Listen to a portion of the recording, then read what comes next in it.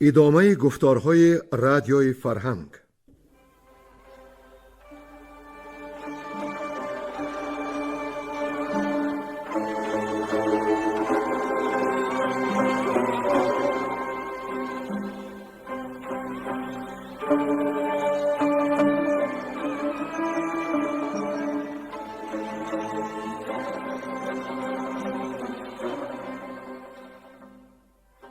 بسا رنج بردم در این سال سی، عجم زنده کردم بدین پارسی. بسا رنج بردم در این سال سی، عجم زنده کردم بدین پارسی.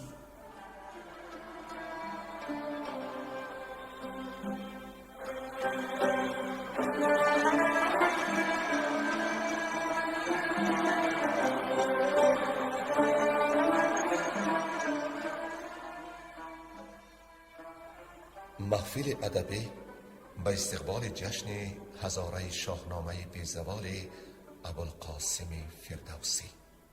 صدر محفل لایق شیرالی.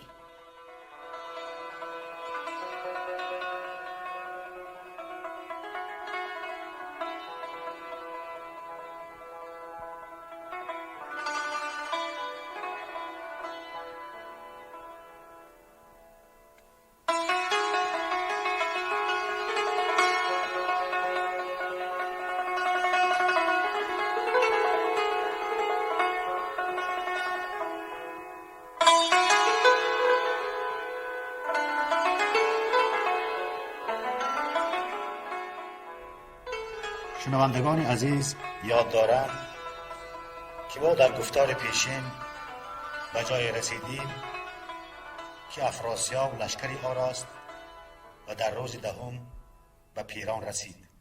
طوس نیز لشکر آراست. از سپاه درویه سواران ایران و توران زمین ناپدید، از نیزه هوا نیستان، از خون رودها میستان شدند. بسا سرها به دام کمند افتادند، جوشنها کفن شدند. از سپاه تورانیان ارژنگ نامدار از ایرانیان جنگ جست. از ایرانیان طوس بغرید و خنجر از میان برکشید و بیدرنگ سر او را از تن جدا کرد. دلیران توران به یکدیگر آواز دادند که یکسر به جنگ درآیند و جهان را بر طوس تنگ سازند. و نهایت هومان با طوس به جنگ درآمد. از تیر طوس اسب هومان از پای افتاد و او خود از جنگ انام تافت. روز دیگر هومان و طوس باز به جنگ آماده شدند. از میمنه لشکر گودرز، از میسره روحام و گرگین همراه طوس بودند. هومان هم از آن سوی با لشکری به کردار کوه آمد. هومان می گفت که امروز نباید چون دیروز جنگید، بلکه امروز زمین را از ایرانیان باید تازه کرد. طوس هم به پیش در آمد و سفاراستگان را فرمود که هیچ از جای نجنبند و سپاه و سپرها را پیش گیرند. و اکنون از اینجا دنباله داستان را بشنویم. گویندگان بیرنگ کوهدامنی، ساربان، گلنسا زمانی و کمینه.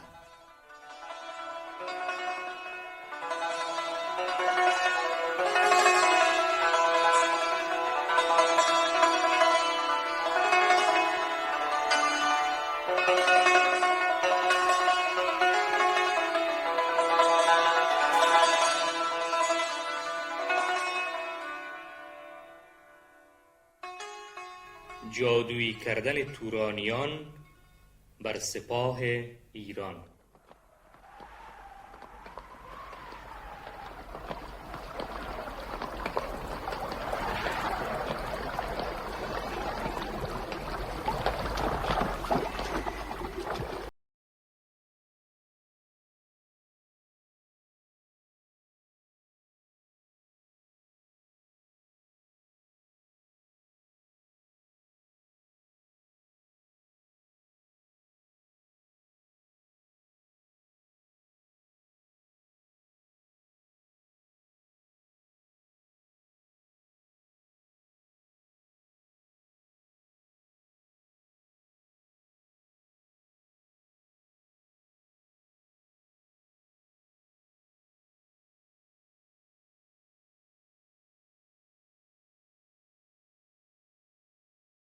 مخته کژی و جادویی، بدانسته هم چینی و پهلوی. چنین گفت پیران به افسون پژو، که زیدر برو تا سر تیغ کوه. یکی برف و سرما و باد دمان، بر ایشان بیاور هم اندر زمان. چو شد مرد جادو بر آنجا روان، برآمد یکی برف و باد دمان. همه دست نیزه گذاران ز کار فرو ماند، از برف در کارزار. بدان رستخیز و دم زمهریر، خروش یلان بود و باران تیر. بفرمود پیران که یک سرسپاه، یکی حمله سازید از رزمگاه. چو بر نیزه بر دستهاشان فسرد، نیارست بنمود کس دست برد. وزان پس برآورد هومان غریو، یکی حمله آورد چون نره دیو. بکشتند چندان از ایرانیان، که دریای خون شد همی در میان. در و دشت گشته پر از برف و خون، سواران ایران فگنده نگون. ز کشتن نبود جای گشتن به جنگ، ز برف و ز افگنده شد جای تنگ. سپهدار و گردنکشان آن زمان، گرفتند زاری سوی آسمان. که ای برتر از دانش و هوش و رای، نه بر جای و در جای و هر جا بجای. همه بنده پرگناه توییم، به بیچارگی دادخواه توییم. ز افسون و از جادویی برتری، جهاندار و بر داوران داوری. تو باشی به بیچارگی دستگیر، توانا ابر آتش و زمهریر. از این سخت سرما تو فریاد رس، نداریم جز تو کسی را به کس. بیامد یکی مرد دانش پژوه، بر رهام بنمود به انگشت کوه. کجا جای بازور نستوه بود، به افسون و تنبل بر آن کوه بود. بپیچید رهام از این رزمگاه، برون تاخت اسپ از میان سپاه. زره دامنش را بزد بر کمر، پیاده برآمد بر آن کوه سر. چو جادو بدیدش بیامد به جنگ، عمود ز پولاد چینی به چنگ. چو رهام نزدیک جادو رسید، سبک تیغ تیز از میان برکشید. بیفگند دستش و شمشیر تیز، یکی باد برخاست چون رستخیز. ز روی هوا ابر تیره ببرد، فرود آمد از کوه رهام گرد. یکی دست بازور جادو ببست، به هامون شد و بارگی برنشست. هوا گشت از آن سان که از پیش بود، فروزنده خورشید و گردون کبود. سر پیر جادو به تیغ گران، بیفگند پیش گزیده سران. پدر را بگفت آنچه جادو بکرد، چه آورد بر ما به روز نبرد. بدیدند از آن پس دلیران شاه، چو دریای خون گشته آوردگاه. همه دشت یک سر از ایرانیان، تن بی سران بود سر بی تنان. چنین گفت گودرز از آن پس به طوس، که نه پیل باید نه آوای کوس. همه تیغها یک سره برکشیم، برآریم جوش ار کشند ار کشیم. همانا که ما را سر آمد زمان. نه روز کمند است و تیر و کمان. بدو گفت طوس ای جهان دیده پیر، هوا گشت پاک از دم زمهریر. چرا سر همی داد باید به باد، چو فریاد رس فره و زور داد. مکن پیش دستی که در جنگ ما، کنند این دلیران خود آهنگ ما. ز بحر زمانه پذیره مشو، به نزدیک بدخواه خیره مشو.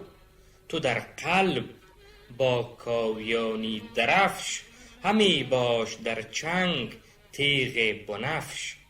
سوی میمنه گیو و بیژن به هم، نگهبان ابر میسره گستهم. چو رهام و شیدوش در پیش صف، گرازه بکین بر لب آورده کف. اگر من شوم کشته زین رزمگاه، تو برکش سوی شاه ایران سپاه. مرا مرگ نامیتر از سرزنش، به هر جای بیغاره بدکنش. چنین است گیتی پر آزار و درد، از او تا توان گرد بیشی مگرد. فزونیش یک روز بگزایدد، به بودن زمان نیفزایدد. دگر باره بر شد دم کرنای، خروشیدن زنگ و هندی درای. ز بانگ سواران پرخاشخر، درخشیدن تیغ و زخم تبر.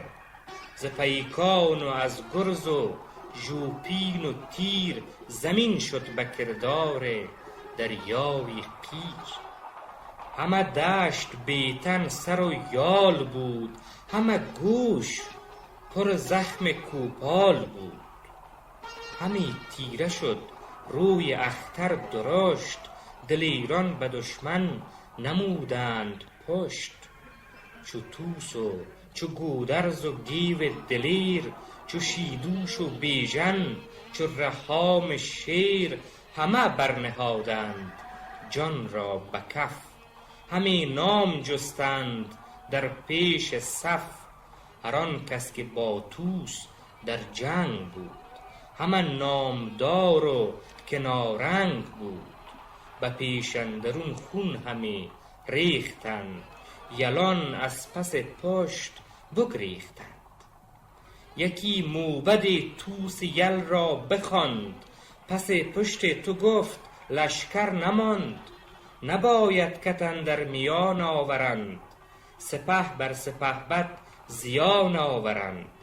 به گیو دلیر آنگهی طوس گفت، که با مغز لشکر خرد نیست جفت. که ما را بر این گونه بگذاشتند، به خیره چنین روی برگاشتند. تو رو بازگردان سپه را ز راه، به بیغاره دشمن و شرم شاه. بشد گیو و لشکر همه بازگشت، پر از کشته دیدند هامون و دشت. سپهبد چنین گفت با مهتران، که این است نیروی و جنگ سران. کنون چون رخ روز شد تیرگون، همه روی کشور چو دریای خون. یکی جای آرام باید گزید، مگر تیره شب خود توان آرمید. مگر کشته یابد به جای مغاک، یکی بستر از ریگ و چای.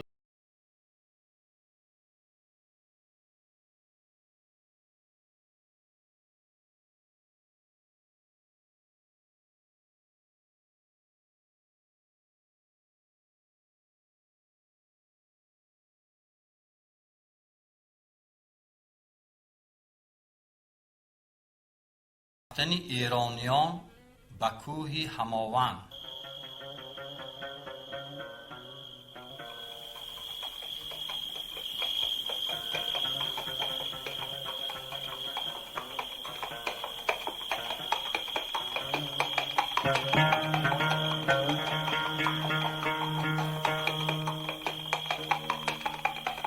همه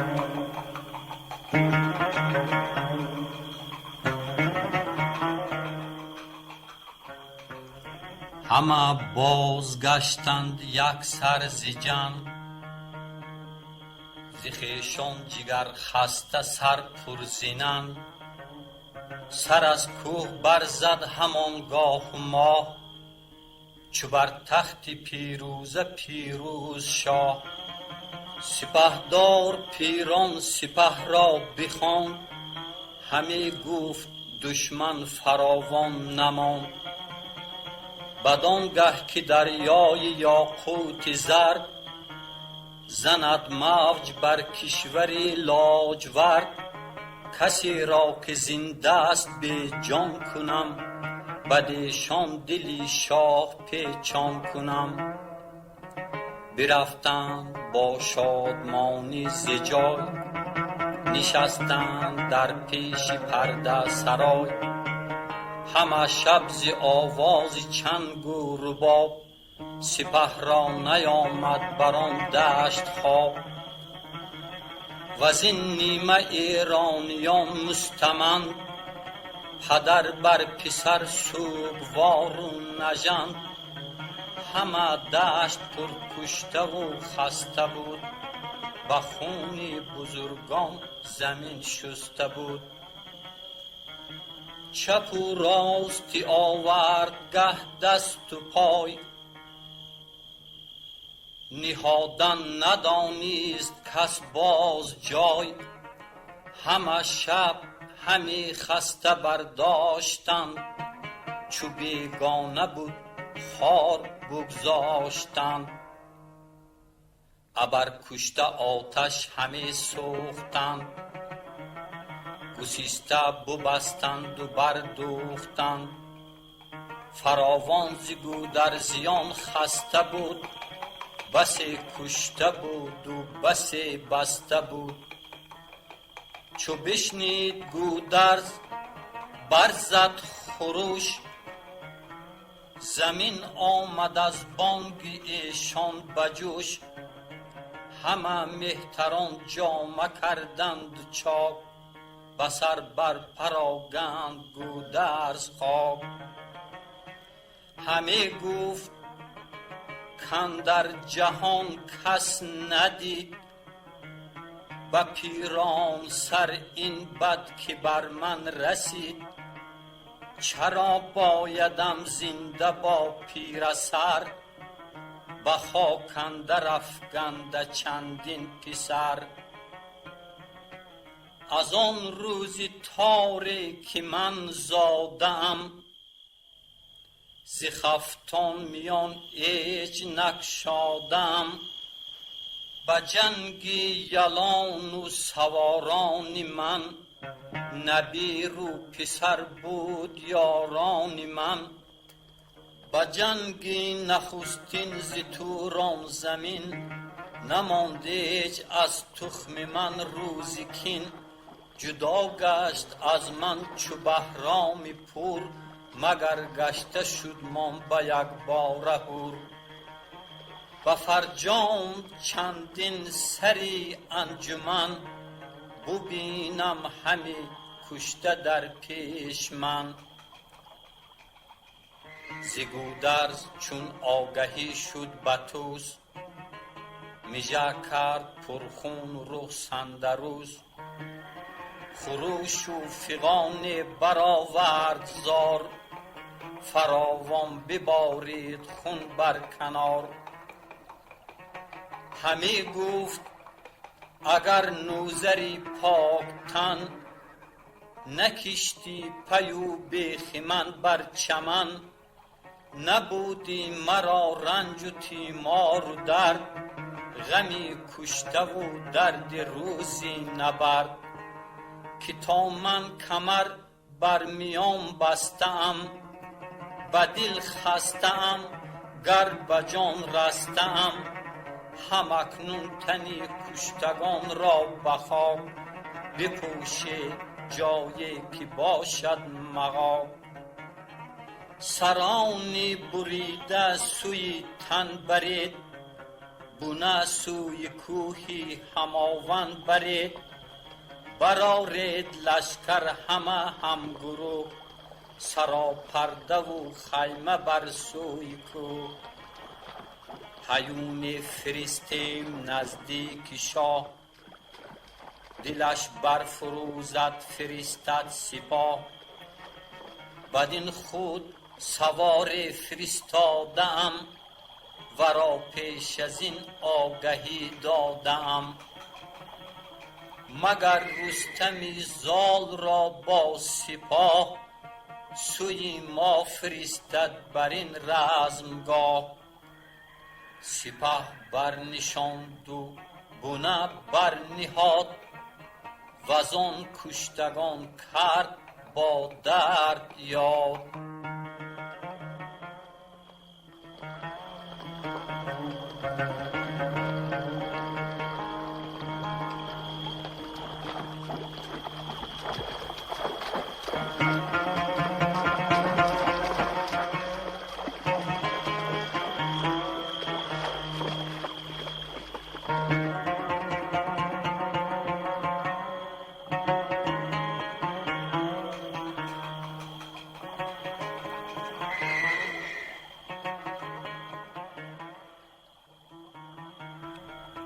گرد گرفتن توران سپاه کوه هماون را.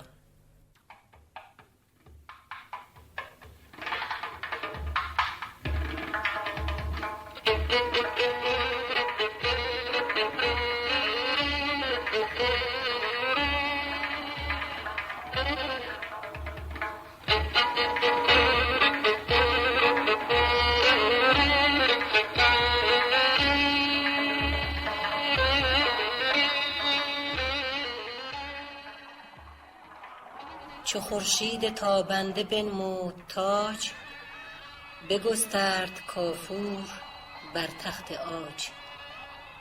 همانا که فرسنگ 10 رفته بود، بداندیش از خستگی خفته بود. بدین سان همی رفت روز و شبان، پر از غم دل و ناچریده لبان.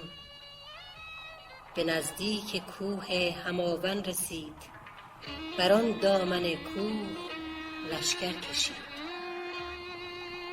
همه دیده پرخون و دل پر ز داغ، ز رنج روان گشته چون پر زاغ. چنین گفت طوس سپهبد به گیو، که ای پرخرد نام بردار نیو. 3 روز است تا زین نشان رفته ایم، به خواب و به خوردن نپردخته ایم. بیا و بیاسای و چیزی بخور، به آسایش و جامه بنمای سر. که من بیگمانم که پیران به جنگ بیاید، پس پشتمان بیدرنگ. کسی را که آسوده تر زین گروه، به بیژن بمان و تو برشو به کوه. بشد گیو با خستگان سوی کوه، ز جان گشته سیر و ز گیتی ستوه. سبک خستگان را سوی دژ کشید، ز آسودگان لشکری برگزید. چنین گفت کین کوه سرخان ماست، بباید کنون خویشتن کرد راست. طلایه ز کوه اندر آمد به دشت، بدان تا بدیشان نیابد گذشت. ز جوش نگهبان و آوای زنگ، تو گفتی خروش آمد از کوه و سنگ. چنین تا برآمد ز کوه آفتاب، دل لشکر ترک شد پرشتاب. ز درگاه پیران برآمد خروش، چنان شد که برخیزد از خاک جوش. چو آتش سپهدار توران سپاه، بیاورد لشکر سوی رزمگاه. به هومان چنین گفت کاکنون به جنگ، همانا نباشد فراوان درنگ. سواران ایران همه کشتند، و یا خسته از جنگ برگشتند. بزد کوس و از دشت برخاست غو، همی رفت پیش سپه پیش رو. رسیدند گردان بدان رزمگاه، همه رزمگه خیمه بود بی سپاه. بشد پیش پیران یکی مژده خواه، که کس نیست ایدر ز ایران سپاه. به شادی برآمد ز لشکر خروش، به فرمان پیران نهادند گوش. سپهبد چنین گفت با بخردان، که ای نامور پرگهر موبدان. چه سازیم و این را چه آریم رای، که اکنون ز دشمن تهی ماند جای. سواران لشکر ز پیر و جوان، همه تیز گشتند با پهلوان. که لشکر گریزان شد از پیش ما، شکست آمد اندر بداندیش ما. یکی رزمگاه است پر خون و خاک، از ایشان نه هنگام ترس است و باک. بباید پس دشمن اندر گرفت، ز هوش و خرد گر بمانی شگفت. گریزان ز باد اندر آمد به آب، بهاید ز مولیدن اندر شتاب. چنین گفت پیران که در کار جنگ، شود سست پای شتاب از درنگ. بود رسم و آیین مرد دلیر، که آرد به آهستگی شیر زیر. سپاهی به کردار دریای آب، شدند انجمن پیش افراسیاب. بمولیم تا آن سپاه گران، بیایند گردان و جنگاوران. وزان پس به ایران نمانیم کس، چنان است رای خردمند و بس. بدو گفت هومان که ای پهلوان، مرنجان بدین کار چندین روان. سپاهی همه پهلوان و سوار، کمندافکن و گرد و خنجرگزار. همه خسته رفته از اینجا سپاه، غریوان و پویان به نزدیک شاه. سپاهی بران جوش و آن زور و دم، شده روی دریا از ایشان دژم. کنون خیمه و گاه و پرده سرای، همه مانده بر جای و رفته ز جای. چنان دان که رفتن ز بیچارگی است، نمودن به ما پشت یک بارگی است. نمولیم تا نزد خسرو شوند، به درگاه او لشکری نو شوند. ز زابلستان رستم آید به جنگ، زیانی بود سهمگین زین درنگ. کنون تاختن بایدم ساختن، فسونها و نیرنگها باختن. چو گودرز را با سپهدار طوس، درفش همایون و پیلان و کوس. همه بیگمانی به چنگ آوریم، از آن به که ایدر درنگ آوریم. چنان داد پاسخ بدو پهلوان، که بیدار دل باش و روشن روان. چنان کن که نیک اختر و رای توست، که چرخ فلک زیر بالای توست. پس لشکر اندر گرفتند راه، سپهدار پیران و توران سپاه. به لحاک فرمود که اکنون مایست، بجنبان عنان با سواری 200.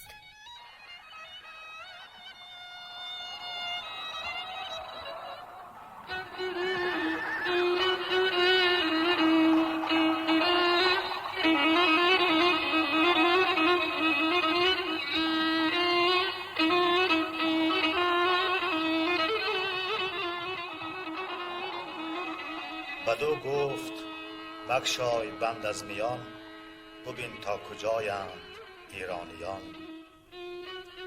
همی رفت لحاک بر سان باد، زی خواب و زی خوردن نکرد هیچ یاد.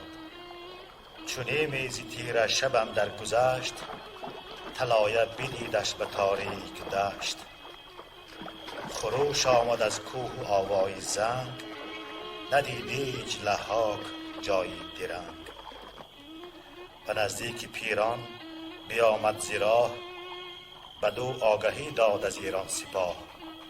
که ایشان به کوهی هماوند درند، همه بسته بر پیش راه گزند.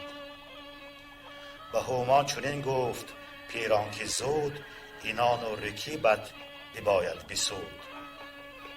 او بر آنچه باید ز لشکر سوار، ز گردانی گردنکش و نامدار. که ایرانیان با درفش و سپاه، گرفتند کوه هماوند پناه. از این رزم رنج آید اکنون بروی، خرد تیز کن چاره این بجوی. گران مردری کاویانی درفش، بیابی شود روز ایشان بنفش. اگر دست یابی به شمشیر تیز، درفش و همان نیزه کن ریز ریز. من اینک پسندر چو باد دمان، بیایم نسازم درنگ و زمان.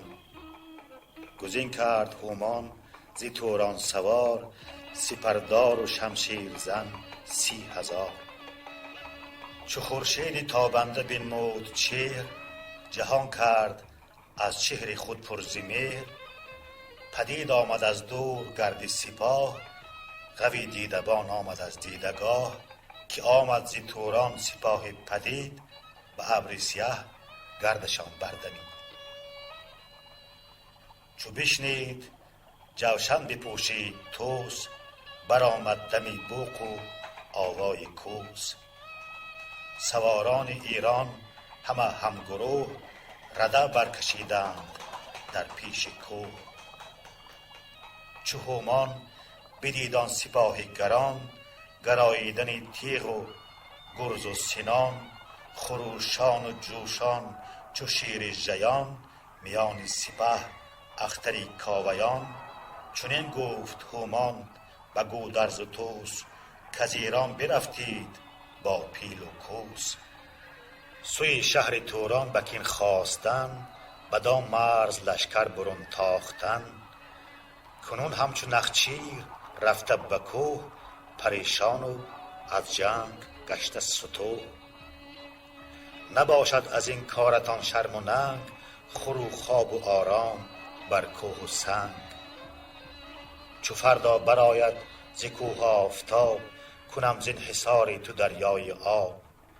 فرود آرمت من ز کوهی بلند، دو دستت ببندم به خم کمند. فرستم به نزدیک افراسیاب، جدا گشته از خورد و آرام و خواب.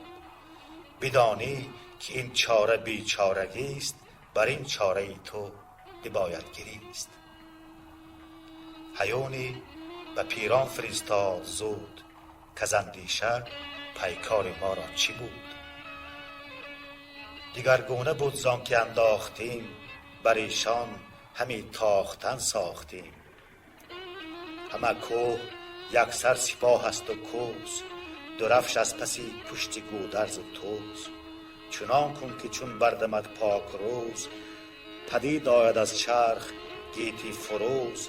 تو ایدر بوی ساخته با سپاه، کنی روی هامون ز لشکر سیاه. فرستاده نزدیک پیران رسید، بجوشید چون گفتی هومان شنید. بیامد شب تیره هنگام خواب، همی راند لشکر به کردار آب.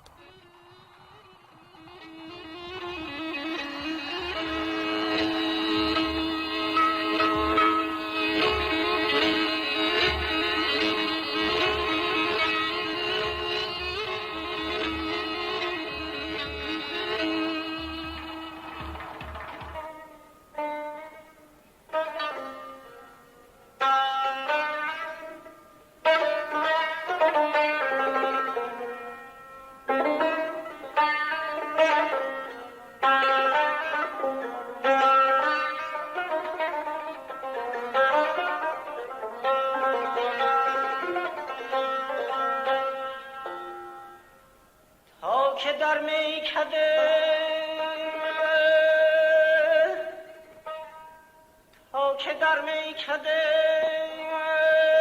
من پای نهادم دیدم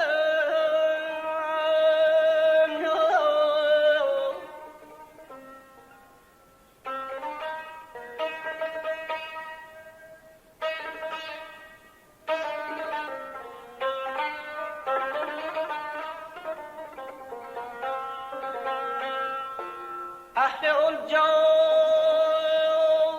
همه مست می و هوشیار یکیست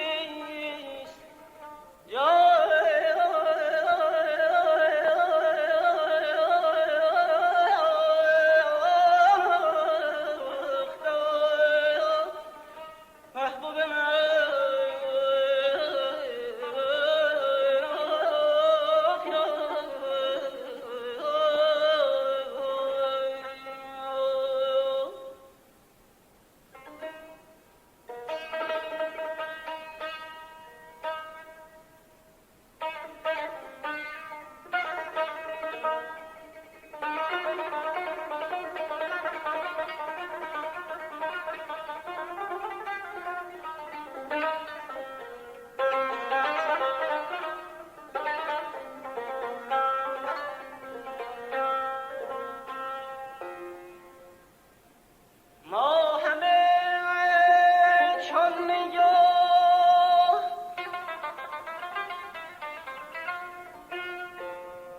ما همه چون میا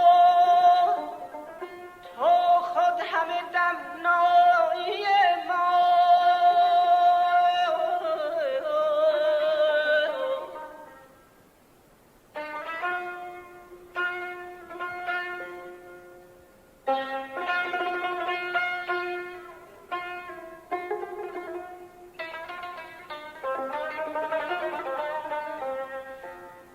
چون حقیقت نگری این همه گفتار یکیست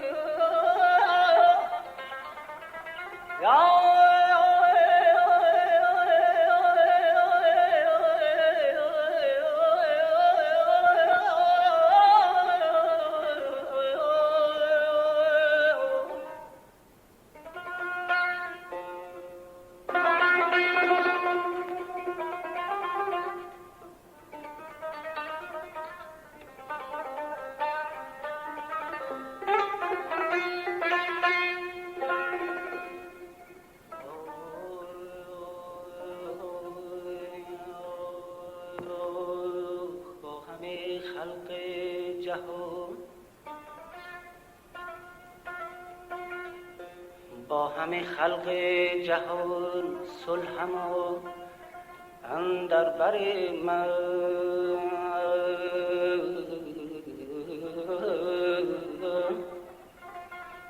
جور اغیار و سر مرحمت یار یکیست یار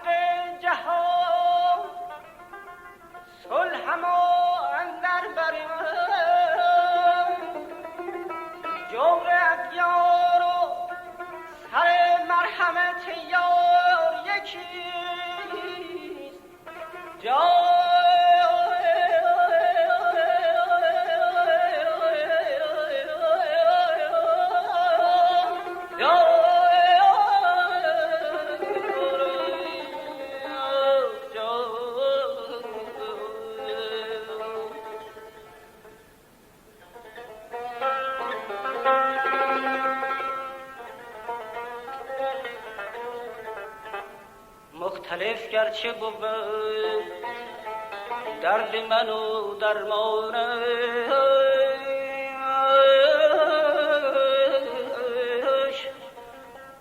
خوش دلم زن که طبیبم یک و عطار یکیست.